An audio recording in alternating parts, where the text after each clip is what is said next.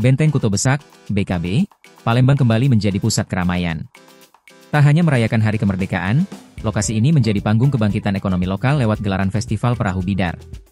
Acara yang berlangsung dari 15 hingga 17 Agustus 2025 ini berhasil menyedot ribuan pengunjung, memberikan dampak positif signifikan bagi pelaku usaha mikro, kecil, dan menengah, UMKM. Sejak hari pertama, area festival dipenuhi pengunjung yang ingin menyaksikan berbagai hiburan, mulai dari seni tradisional, konser musik, hingga pameran produk khas Palembang. Namun, sorotan utama tertuju pada deretan stan UMKM yang menawarkan aneka ragam kuliner kekinian dan tradisional. Para pedagang mengaku mengalami peningkatan omset luar biasa selama festival. Salah satunya adalah Cek Evi, 30, pemilik kedai Cek V yang menjual street food. Cek Evi, yang sudah 2 kali mengikuti acara di BKB, mengaku penjualannya meningkat drastis.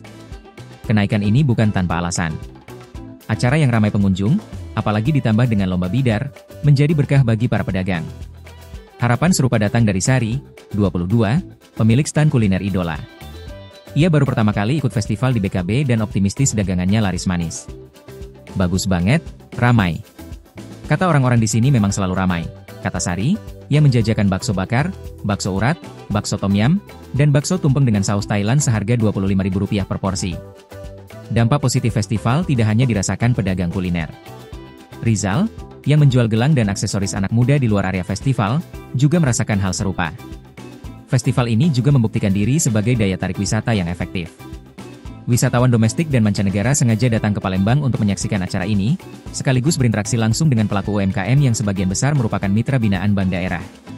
Dengan adanya acara-acara semacam ini, Palembang tidak hanya dikenal sebagai kota pempek, tetapi juga sebagai kota yang ramah UMKM dan kaya akan potensi wisata. Laporan wartawan Tribun Sumsel, Syahrul Hidayat.